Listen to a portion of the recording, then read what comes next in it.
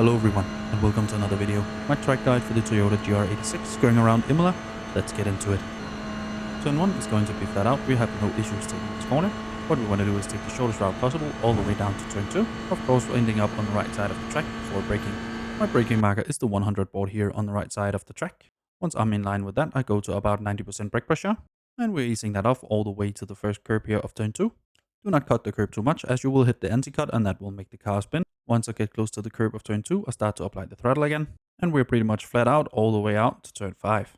Turn 3, you want to get as close as you can to the inside curb without taking the anti-cuts. If you hit it again, it will make the car spin, and we have plenty of room before getting into turn 4. If you need, use the outside curb here of turn 3, and we can just stay on the left side of the track for turn 4. Cut the curb here for turn 4 and use all of the available room here on the outside. Stay on the right side of the track all the way down to turn 5. If you get a good exit out of turn 4, you can use turn 5 as a place to try and overtake. I brake once I get to the 50 board here on the left. This is also where I turn in. We want to turn in and cut a lot of the curb here of turn 5. Just make sure to have one set of wheels on the black stuff, otherwise you will get a slowdown. My first initial hit is about 30%, holding a few percent of brake just to make sure I have load on the front tires. Going to end up on the left side of the track before turn 6. Once leaving the curb of turn 5, I apply the brake again. And here is a quick hit to about 40%. Again holding a few percent of brake until the curb of turn 6. And when I'm at the curb of turn 6, I'll start to apply the throttle again. Don't cut it too much, as you will get a slowdown. Make sure to use all available room here on the outside.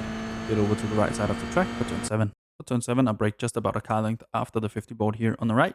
When I start to brake, I aim for about 70% brake pressure, easing that off all the way to the curb on the inside. I like to use first here as we accelerate out of the corner, and we do that once we get close to the curb on the inside.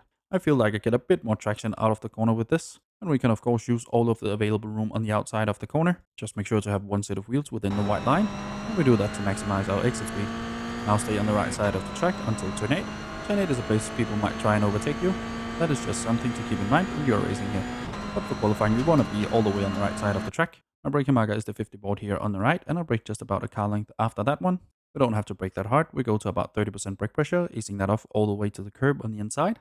Once we get to the curb, we want to apply the throttle again, and we want to use all of the available room on the outside. Just make sure to have one set of wheels within the white line, so we don't get a 1x. Then we want to get to the left side of the track for turn 9. Being as far left as we can, we want to turn in at the 50 board here on the left. Once we turn in, we want to lift off the throttle and cut all of the curb here on the inside of turn 9. Make sure to only cut the curb with the right side wheels, and once we are off the curb, we want to start to brake.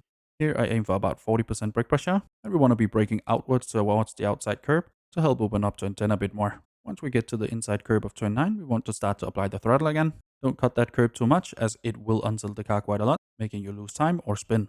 And then we want to be using all of the available room out here. Make sure to have one set of wheels on the red and white curbing to not get a 1x. Then we want to stay on the left side of the track all the way down to turn 11. This is not a place to try and overtake, it is really risky. For turn 11, my braking marker is the 50 board here on the left. And here I aim for about 75% brake pressure, easing that off all the way to the first curb. This curb we want to be cutting quite a lot, so we get a better exit out of turn 12. Just make sure to not cut it with all 4 wheels, that will give you a 1x. Once we leave the first curb, we want to apply the throttle again and go for the second curb of turn 12. This one I'm cutting just as much. The car is gonna be really bouncy here, so be easy with the steering input on the exit. Once off the curb of turn 12, we want to go full throttle again.